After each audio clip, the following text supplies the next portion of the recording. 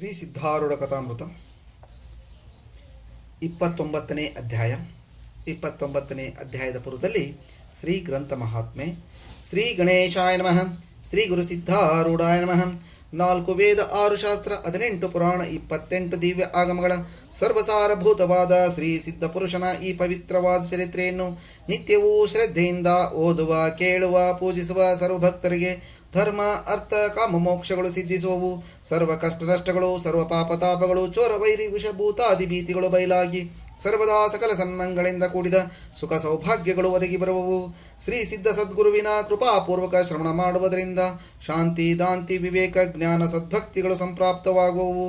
ಈ ಗ್ರಂಥವನ್ನು ತನ್ನ ಇಷ್ಟದೇವತಾ ಮಂತ್ರದೊಡನೆ ಗಂಧ, ಅಕ್ಷತಾ, ಧೂಪ, ದೀಪ, ನೈವೇದ್ಯಗಳಿಂದ ಪೂಜಿಸಿ ಪ್ರತಿ ಅಧ್ಯಾಯದ ಪ್ರಾರಂಭದಲ್ಲಿ ಗ್ರಂಥ ಮಹಿಮೆಯನ್ನು ಪಠಿಸಿ ಸ್ಮರಿಸಿ ನಂತರ ಪಾರಾಯಣ ಮಾಡಿ ಮಂಗಳ ವಿಭೂತಿ ಪ್ರಸಾದಗಳನ್ನು ಭಕ್ತಿಯಿಂದ ಸ್ವೀಕರಿಸುವುದು ಶಿಷ್ಟರ ಸಂಪ್ರದಾಯವಾಗಿದೆ. ಇತಿ ಗ್ರಂಥ ಮಹಾತ್ಮೆ ಸಮಾಪ್ತಿ. ಓಂ ತತ್ಸ. ಆರ ಕೃಪೆಯಿಂ ಬ್ರಹ್ಮ ನಿರ್ಗುಣ ಲಭಿಸುವುದು ಬಹು ಸುಗಮದಿ. ಆರು ಭಕ್ತರ ಭಾರ ವಹಿಸುತ್ತ ಸಲಹುನು ಬಹು ಪ್ರೇಮದಿ. ಆತನೇ ನಿಜ ಭಕ್ತನಿಗೆ ಮೃತ್ಯುವಿನ ಮುಖದಿಂಬಿಡಿಸಿದ. ಆತನೇ ಬಹು ಮಾತ್ರೆಗಳ ನುಂಗಿಯೇ ಸುಖದಿಸಲೆ ಬದುಕಿದ.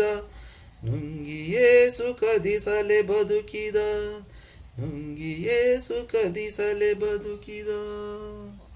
ಯಾವುದು ಪರಿಪೂರ್ಣ ಸಚ್ಚಿದಾನಂದ ವಸ್ತು ಇರುವುದೋ ಅದೇ ಸದ್ಗುರುವು ತಾನಾಗಿರುತ್ತಾನೆ.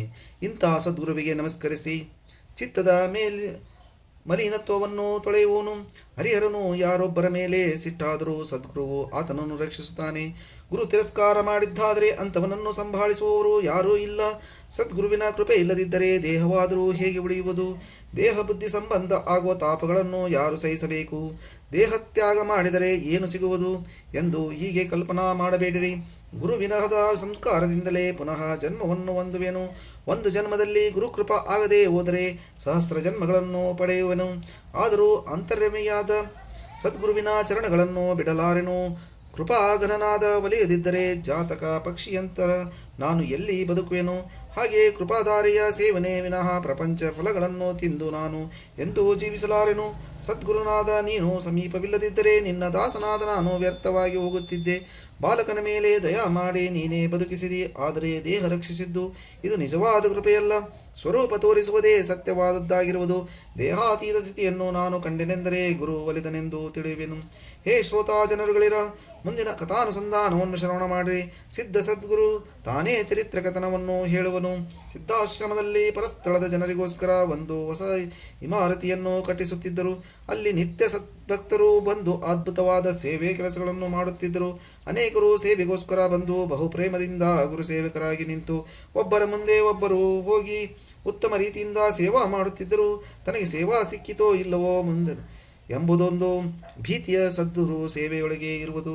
ಆ ಸಮಯದಲ್ಲಿ ಶಿವಪ್ಪನೆಂಬ ಒಬ್ಬ ಭಕ್ತನು ಆತುರದಿಂದ ಮುಂದೆ ಬಂದು ಯಾರೂ ಹಿಡಿಯದಿರುವ ಒಂದು ನಿಚ್ಚಳಿಕೆಯನ್ನು ತೀವ್ರವಾಗಿ ಹತ್ತಿದನು. ತುದಿ ಹಲ್ಲಿನ ಮೇಲೆ ಕಾಲಿಡುವಾಗ ನಿಚ್ಚಳಿಕೆಯು ಅಕಸ್ಮಾತಾಗಿ ಜಾರಿ ನೆಲದ ಮೇಲೆ ಬಿತ್ತು. ಅದರೊಂದಿಗೆ ಶಿವಪ್ಪನು ನೆಲಕ್ಕೆ ಬೀಳುವಾಗ ಕೆಳಗಿನ ಕಟ್ಟೆಯ ಕಲ್ಲಿನ ಏನೋ ತಲೆಗೆ ಬರದಿಂದ ಹೊಡೆದು ತತ್ಕಾಲ ಮೂರ್ಛಿತನಾದನು. ಸದ್ಗುರು ಸಿದ್ಧ ಸಮೀಪ ಬಂತು. ಅವರೇ ಶಿವಪ್ಪನು ಬಿದ್ದುದನ್ನು ಮೊದಲು ನೋಡಿದರು. ಇದರ ಅನೇಕ ಜನರು ಓಡಿ ಬಂದು ನೋಡುತ್ತಾರೆ. ಶಿವಪ್ಪನು ಬುಡಕ್ಕೆ ಬಿತ್ತು. ಆತನ ಮೈ ಮೇಲೆ ನಿಚ್ಚಣಿಕೆ ಬಿದ್ದಿರುವುದು. ಒಬ್ಬನು ನಿಚ್ಚಣಿಕೆ ಎತ್ತಲೇ ರಕ್ತ ಹರಿಯುವುದು ಕೊಂಡು ಅವತ್ತು ಶಿವಪ್ಪನ ತಲೆಗೆ ಒಂದು ಆಳವಾದ ಗಾಯವಾಗಿರುವುದು ಮತ್ತು ಸರ್ವಾಂಗವು ರಕ್ತಮಯವಾಗಿರುವುದನ್ನು ನೋಡಿ ದಯಾವಂತರಾದವರು ಆತನ ಮೇಲೆ ಕಣ್ಣೀರು ತಂದು ಸುರಿದರು. ಆದರೆ ಆತನು ಮೃತಪ್ರಾಯನಾಗಿ ಕಾಣಿಸುತ್ತಿರುವುದು. ಎಷ್ಟು ಪ್ರಯತ್ನಪಟ್ಟರೂ ಶಿವಪ್ಪನಿಗೆ ದೇಹದ ಮೇಲೆ ಸ್ಮೃತಿ ಬರಲಿಲ್ಲ. ಆಗ ದುಃಖದಿಂದ ಸಂತೃಪ್ತರಾಗಿ ಆತನ ಪತ್ನಿ ಪುತ್ರರು ಅಲ್ಲಿಗೆ ಬಂದರು. ಶಿವಪ್ಪನ ಮುಖದೊಳಗಿಂದ ರಕ್ತ ಕೂಡಿದ ಬುರುಗು ಹೊರಬೀಳುತ್ತಿತ್ತು. ಇವನೇನು ಬದುಕುವ ಆಶಾ ಇಲ್ಲವೆಂದು ಎಲ್ಲರೂ ಅನ್ನಲಾರಂಭಿಸಿದರು. ಕೆಲವರು ವೈದ್ಯನನ್ನು ಕರೆಯಲಿಕ್ಕೆ ಓಡಿದರು. ಕೆಲವರು ಅನ್ನುತ್ತಾರೆ, ವೈದ್ಯನನ್ನು ಏನು ಮಾಡುವುದು? ಜಲಾವ ಕಟ್ಟಿಗೆ ತೆಗೆದುಕೊಂಡು ಬನ್ನಿರಿ. ಈತನ ದೇಹ ಯಾತ್ರಾ ತೀರಿದು ಸದ್ಗುರುಗಳ ಪಾದದಲ್ಲಿ ದೇಹ ಇಟ್ಟು ಈತನು ಧನ್ಯನಾಗಿ ಹೋದನು. ಶಿವಪ್ಪನ ಪತ್ನಿ ಪುತ್ರರು ಸದ್ಗುರು ಮುಖವನ್ನು ನೋಡಿ ಆತನ ಚರಣಗಳ ಮೇಲೆ ಬಿದ್ದು, ಹೇ ಸದ್ಗುರುರಾಯನೇ, ನೀನೇ ನಮ್ಮನ್ನು ರಕ್ಷಿಸುವಂತನಾಗು. ನಿನ್ನ ವಿನಃ ನಮಗೆ ಮತ್ತಾರೂ ಇಲ್ಲ. ಸರ್ವರನ್ನು ಬಿಟ್ಟು ನಾವು ನಿಮ್ಮ ಚರಣಗಳಲ್ಲಿ ಬಂದು ಬಿದ್ದಿರುವಾಗ ನೀನು ಈ ಕಾಲದಲ್ಲಿ ಭಕ್ತ ರಕ್ಷಕ ಎಂಬ ಬಿರುದನ್ನು ಬಿಟ್ಟು ಬಿಡಬೇಡ. ಏನು ಸಂಕಷ್ಟ ಪ್ರಾಪ್ತವಾದರೂ ನಾವು ನಿನ್ನನ್ನು ಬಿಟ್ಟು ಮತ್ತೆಲ್ಲಿಗೂ ಹೋಗಲಾರೆವು. ನಮಗೆ ತಂದೆ ತಾಯಿಗಳಿಬ್ಬರೂ ನೀವೇ ಆಗಿರುತ್ತೀರಿ. ನಿಮ್ಮ ಚರಣಗಳಲ್ಲಿಯೇ ನಮ್ಮನ್ನು ಇಟ್ಟುಕೊಳ್ಳಿರಿ ಅಂದರು. ಇಷ್ಟು ಹೊತ್ತಿನವರೆಗೆ ಶಿವಪ್ಪನನ್ನು ನೋಡುತ್ತಾ ಸ್ತಬ್ಧರಾಗಿ ಕೂತಿದ್ದ ಸದ್ಗುರುನಾಥರು ಶಿವಪ್ಪನ ಸ್ತ್ರೀಪುತ್ರದ ವಚನವು ಕರ್ಣದಲ್ಲಿ ಬಿದ್ದ ಕೂಡಲೇ ಚಟ್ಟನೆ ಎದ್ದರು. ಶಿವಪ್ಪನ ಎಡಪಾರ್ಶ್ವದ ಕಪಾಲದೊಳಗಿಂದ ರಕ್ತಧಾರೆಯೂ ಹರಿಯುತ್ತಿತ್ತು. ಇದನ್ನು ನೋಡಿ ಮಾತೆ ಆಗಿರುವ ಸದ್ಗುರುಗಳು ಶಿವಪ್ಪನ ಸಮೀಪ ಕುಳಿತುಕೊಂಡು ಅವನ ಗಾಯಕ್ಕೆ ಹಸ್ತಸ್ಪರ್ಶ ಮಾಡಿದರು. ಕೂಡಲೇ ರಕ್ತ ಪ್ರವಾಹ ನಿಂತು ಹೋಯಿತು. ಆಮೇಲೆ ನಮಃ ಶಿವಾಯ ಅನ್ನುತ್ತಾ ಸರ್ವಾಂಗಕ್ಕೆ ಅಮೃತ ಹಸ್ತವನ್ನು ಸ್ಪರ್ಶಿಸುವಂತರಾಗಿ ಅನ್ನುತ್ತಾರೆ. ಈತನ ಆಯುಷ್ಯ ತಿಳಿದಂತೆ ತೋರುತ್ತದೆ, ಆದರೆ ಮುಂದೆ ಈತನು ಮಾಡತಕ್ಕ ವಿಶೇಷ ಕಾರ್ಯವಿರುತ್ತದೆ. ಆದ್ದರಿಂದ ಏನಾದರೂ ಆಯುಷ್ಯ ಲೇಷದಿಂದ ಸದ್ಗುರುನಾಥನು ಈತನನ್ನು ಬದುಕಿಸತಕ್ಕದ್ದು. ಹೀಗೆಂದು ಸಿದ್ಧರು ಹಸ್ತದಲ್ಲಿ ಸ್ವಲ್ಪ ತಣ್ಣೀರು ತೆಗೆದುಕೊಂಡು ಶಿವಪ್ಪನ ಮುಖದ ಮೇಲೆ ಪೋಷಣೆ ಮಾಡಿ ತೂಷ್ಣಿಂ ಸ್ಥಿತಿಯಲ್ಲಿರುವಂತವರಾದರೂ ಎಲ್ಲ ಭಕ್ತ ಜನರು ಚಿತ್ರದೊಳಗಿನ ನರನಾರಿಯರಂತೆ ತಟಸ್ಥರಾಗಿ ನೋಡುತ್ತಿದ್ದರು. ಭಕ್ತನಾದ ಶಿವಪ್ಪನು ಬಿದ್ದದ್ದು ನೋಡಿ ಸ್ತ್ರೀಯರಿಗೆ ಕಣ್ಣೀರು ಸುರಿಯುತ್ತಿದ್ದವು. ಎಲ್ಲರೂ ಶಿವಪ್ಪನ ಕಡೆಗೆ ನೋಡುತ್ತಿರುವಾಗ ಮೆಲ್ಲಗೆ ಆತನ ತುಟಿಗಳು ಅಲ್ಲಾಡಲಾರಂಭಿಸಿದವು ಮತ್ತು ಮುಖದಿಂದ ರಾಮರಾಮದ ಜಪ ಹೊರಡುತ್ತಿತ್ತು. ಸರ್ವ ಜನರಿಗೆ ಈಗ ಆನಂದವಾಯಿತು ಮತ್ತು ಎಲ್ಲರೂ ಜಯ ಜಯಕಾರವನ್ನು ಗರ್ಜಿಸುವಂತರಾದರು. ಸದ್ಗುರು ಮಹಿಮಾ ವರ್ಣಿಸಲಿಕ್ಕೆ ಯಾರೊಬ್ಬರಿಗೂ ಸಾಧ್ಯವಿಲ್ಲ. ಸಿದ್ಧರಾಯರಂದರು, ನಿಶ್ಚಯವಾಗಿ ಸದ್ಗುರುರಾಯನ ಪ್ರಾಪ್ತನಾದನು. ಆದ್ದರಿಂದಲೇ ಶಿವಪ್ಪನು ಬದುಕಿದನು. ಇನ್ನು ಮೇಲೆ ಇವನಿಗೆ ಭಯವಿಲ್ಲ. ಕೆಲವು ದಿವಸಗಳ ಮೇಲೆ ಶಿವಪ್ಪನ ಪ್ರಕೃತಿಯು ಸುಧಾರಿಸಿ ಪುನಃ ಆತನು ಅಧಿಕ ಪ್ರೇಮದಿಂದ ಗುರುಸೇವೆ ಮಾಡಲಾರಂಭಿಸಿದನು. ಶ್ರೀ ಸಿದ್ಧ ಸದ್ಗುರು ಮಹಾರಾಜರು ಶರೀರ ತೊಟ್ಟಿರುವುದರಿಂದ ಪ್ರಸಂಗದಲ್ಲಿ ರೋಗಗಳು ಸ್ವೀಕರಿಸುತ್ತಿದ್ದರು. ಯಾಕೆಂದರೆ ದೇಹವು ಸ್ವಾಭಾವಿಕವಾಗಿ ರೋಗದ ಬೀಜವಾಗಿರುತ್ತದೆ. ಒಮ್ಮೆ ಸಿದ್ಧರಿಗೆ ಮಹಾಜ್ವರವು ಪ್ರಾಪ್ತವಾಗಿ ಬಹು ಕಷ್ಟದಿಂದ ನರಳುತ್ತಾ ಹಾಸಿಗೆಯ ಮೇಲೆ ಉರುಳಾಡುತ್ತಿದ್ದರು.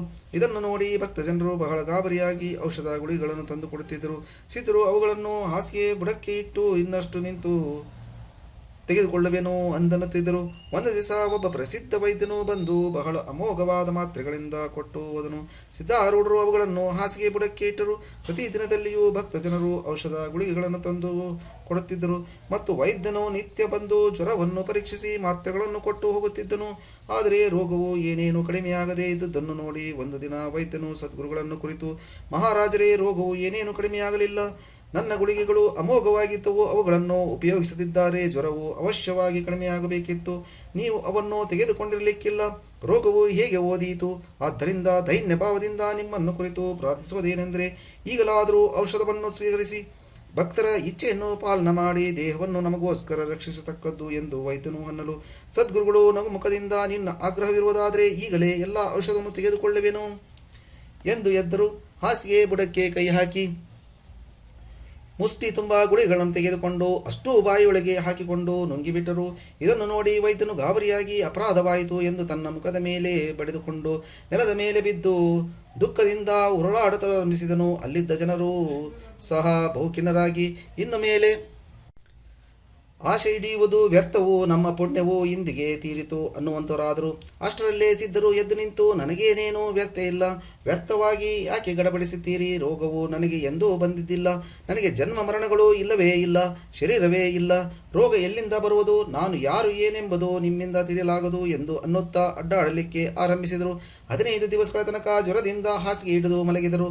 ಕ್ಷಣದಲ್ಲಿ ಎದ್ದು ಸಶಕ್ತರಿದ್ದಂತೆ ಓಡಾಡುವುದನ್ನು ನೋಡಿ ಸರ್ವರು ಆಶ್ಚರ್ಯಪಟ್ಟು ಅನ್ನುತ್ತಾರೆ, ಮಹಾತ್ಮರ ಮಹಿಮಾ ಇಷ್ಟೇ ಎಂದು ಸೀಮಾ ಹತ್ತುವುದಿಲ್ಲ. ನಮ್ಮ ಭ್ರಮೆಯಿಂದ ಅವರು ನಮ್ಮಂತೆ ಶರೀರ ಎಂದು ತಿಳಿಯುತ್ತೇವೆ. ಯಾವಾತನ ಪಾದತೀರ್ಥದ ಪ್ರಭಾವದಿಂದ ನಾವು ಮಹಾರೋಗಗಳಿಂದ ಮುಕ್ತರಾಗುವೆವು.